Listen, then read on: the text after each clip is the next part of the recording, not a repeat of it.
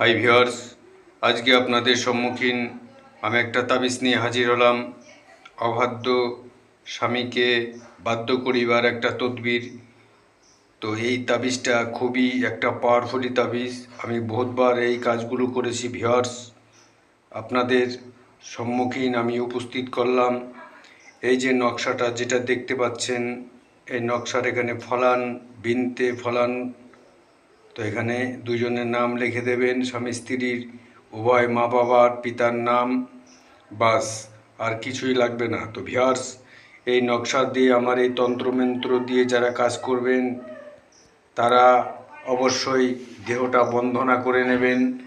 আর যারা আমার এই ইউটিউব চ্যানেলের মধ্যে আছেন নতুন দর্শক, তাদেরকে অসংখ্য ধন্যবাদ।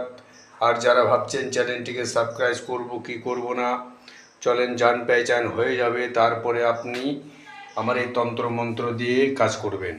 তো ভিউয়ার্স, এই যে নকশাটা দেখতে পাচ্ছেন, যে নকশাটা হলো অবাধ্য স্বামীকে বাধ্য করিবার যে একটা তদবির। যে আপনার কথা শুনছেন, আপনাকে অত্যাচার করছে, মারধর করছে, নানান দিকে নানান বিভ্রান্ত করছে। তো ভিউয়ার্স, আজকে আপনাদের সম্মুখীন আমি একদম অরিজিনাল রিয়েল যে একটা বিদ্যা নিয়ে উপস্থিত করেছি, যে অবাধ্য স্বামীকে বাধ্য করিবার একটা তদবির। তো ভিউয়ার্স, এই তদবিরটি করতে হলে আপনাকে কি করতে হবে? পূর্ণিমার দিন আপনি মুস্কান সিতারায় এই তাবিজটি অঙ্কিত করবেন। কিসের দ্বারা অঙ্কিত করবেন? ভুজপত্রের ওপরে শুধু জারফান দিয়ে অঙ্কিত করবেন। এর মনে দুটো মণামণি দিয়ে দেবেন। এই যে তাবিজটি দেখতে পাচ্ছেন, এর মনে দুটো মণামণি আপনি দিয়ে দেবেন।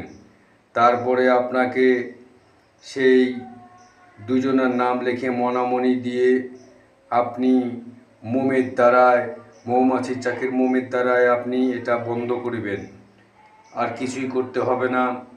লাল সুতো দিয়ে আপনি ধারণ করবেন হাতে, গলায় কিংবা মাজায়।